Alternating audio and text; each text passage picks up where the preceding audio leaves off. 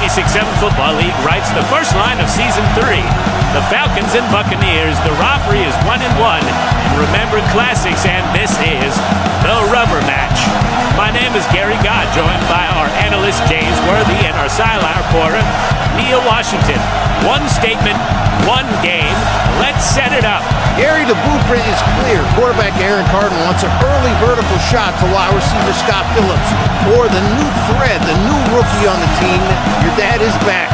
For the Buccaneers, it's running back Adrian Johnson setting the tempo and a composed debut for the high school quarterback willy-nilly. If cornerback Cameron Lee steals possession, we got a flip. For this game, there are two names to circle: quarterback Aaron Carter and running back Adrian Johnson.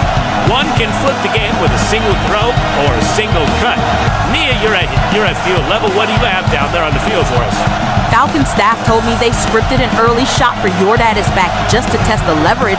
If it's there, let it go. Coach Aquam wants willy-nilly calm and on cadence and will be leaning on Adrian Johnson early. And keep an eye on Jason White. Special teams spent extra time on directional kicks this week. Back to y'all. Ball is on the tee. Falcons, Buccaneers is underway. It's going to be picked up by a front man, put down on the 40-yard line. This is going to start the Buccaneers drive. Worthy, what do we know about stray out of high school willy-nilly? Well, you got to believe it. Willy-nilly was one of the greatest high school players of all time. His entire career, he went 32 for 36, 760 yards with 23 touchdowns. He only has one interception, and that was from a tip ball. By the way, in the Idaho State Championship, he was 5 for 5 with 5 touchdowns. Literally every throw was a score. Well, let's see if that could translate here on 2nd and inches as Adrian Johnson, to get the first down, got pushed out of bounds beforehand. Now they're in split pro. He's going to hand it off to Adrian Johnson again.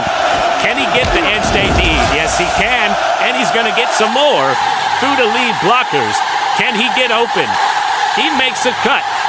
And Adrian Johnson, he's going to run off from the 20, the 15, the 10, the 5, touchdown. Buccaneers. And you can thank the offensive line for that one, just pushing through, getting Adrian Johnson open space, making a big cut, and he was on his way to the big house. Second quarter coming up. Can the Falcons match the score? Aaron Carter and the Falcons to start their drive. Next.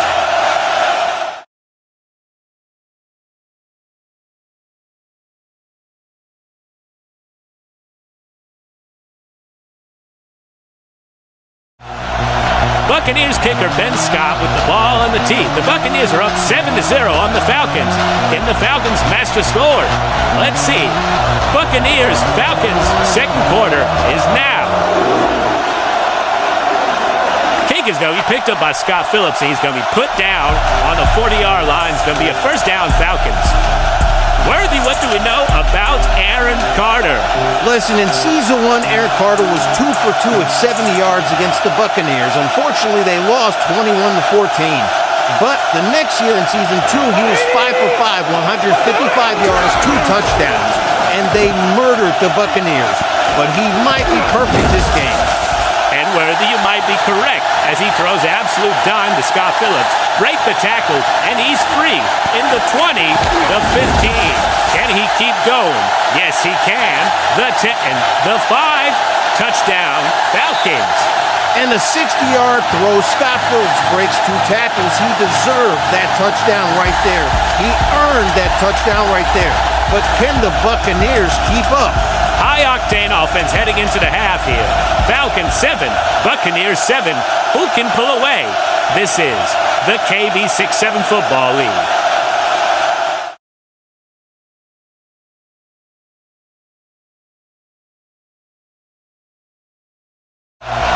Back here at the KB67 Football League, let's take a look at next week and later tonight. Later tonight is going to be a Steelers versus the Browns.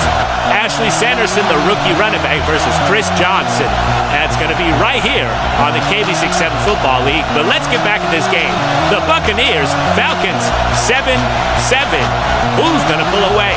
Can the Falcons pull away? Let's see.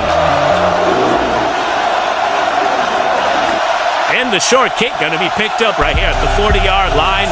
Now here comes back Aaron Carter. I enjoyed Aaron Carter on that last play, getting that pass straight to Scott Phillips. But let's see what he can do here. Or will they give that ball to Eric Coleman more? They haven't been using it as much. Let's see here. Carter's going to get the ball. He's going to drop back. He's going to pass the ball as he steps up in the pocket. Throw him to the left. It's going to be a flag down. He's going to throw it deep. It's going to be caught. That's Scott Phillips down there. Past the 30. He's going to get hit. Breaks the tackle. To the 20, the 10, the 5. Touchdown, Falcons. Don't forget about the flag, though. This could be coming back. First call of the day. This is something that's changing around here in the KB7FL. These flags are going to be happening a lot more as they're enforcing them pretty hard. But let's see what this referee has to say here about this. Ineligible receiver downfield on the offense. 5-yard penalty, still first down. And that's on that right tackle. You got to wait till the ball is caught before you can run down the field.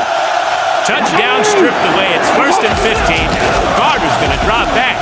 Looking for receivers. Going to roll to the right. Got people chasing him. There'll be another flag on the play. He's going to throw it deep. That's going to be caught. That's the rookie. Your dad is back. And he's gone. The 20, the 10, into the end zone. Touchdown, Falcons. But another penalty on the play. This also can be stripped away. Matter on what the call is. And here comes the referee coming back for a second time. Ineligible receiver downfield on the offense. 5-yard penalty, still first down. And that's the same right tackle. This comes back to coaching, having your players understand what they're doing. And I completely agree there, but here we are. Carter, rolling to the right. He's going to throw the ball. That's caught. Heads, your dad is back. Hey, is he going to break the tackle? No, he's going to be brought down. That's Luke Foster, brought down right behind the 50-yard line. And that was a great save by Luke Foster. That's a 2-year vet from James Madison. 2nd and inches. And split pro, they're going to head it off. That's the Reaper, Eric Coleman. Huge hit right up there, and that's going to be a first down, bringing it to the 40-yard line. You never know when or how the Falcons are going to use Coleman, but when they use him correctly, and he always provides. Carter in the backfield. He's going to step up, looking for a receiver. No, he's not. He's going to run himself, and he's going to get a gain of 5 on this stat sheet. And if you look at him last year, he was not a big runner. 1 attempt for negative 10 yards, but looks like he's trying to change that this year. In a strong formation, they're going to hand it off to the Reaper, Eric Coleman. And he's going to turn right on a dime, bringing himself down. It's going to be 3rd down for Falcons. In my eyes, all you need is 5 yards. I would run this ball with Reaper. But if you have to pass it, I would give it to the vet. Now, I wouldn't give it to the rookie. I wouldn't put that pressure on him yet. Carter in shotgun. He's going to drop back. He is going to pass this ball. Cuts up the field. Looking for an open receiver. We got a flag on the play. It's going to be caught. That's Scott Phillips. Exactly what you said, straight to the vet.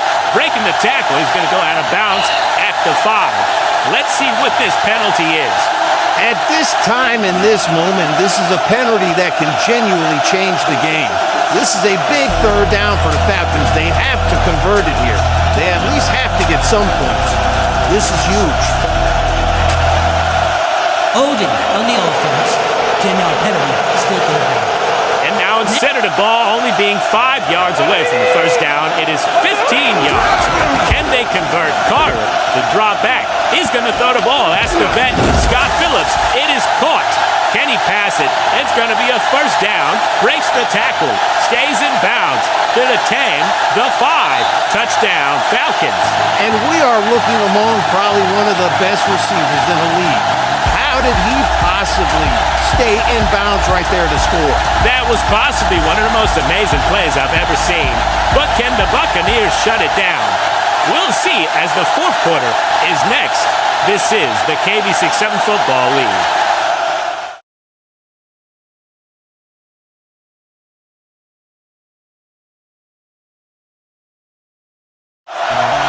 Can the Buccaneers tie it up or get the lead? Or will the Falcons prevail? What do you got for me, Worthy? Use your threats. That's what I got for you. Use your threats. You have Adrian Johnson in that backfield. That's one of the best running backs. He is a real vet. Use your threats. And the Falcons kick. And it looks like it's going to be a touchback on the 25-yard line. It's going to be to the 25-yard line for a first down, Buccaneers. Willy-nilly in the backfield.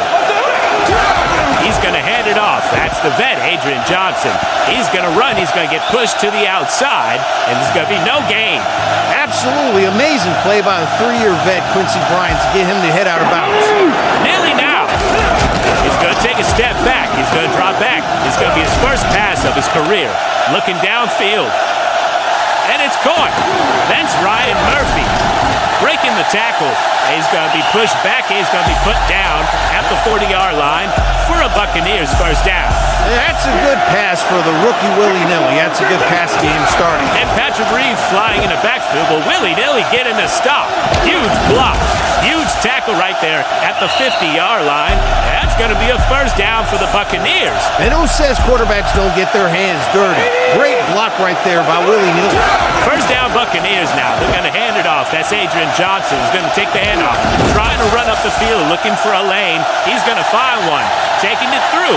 Past the 25, the 20, stays in bounds, into the end zone, touchdown, Buccaneers, and they're going to be 1 point away from tying the game up.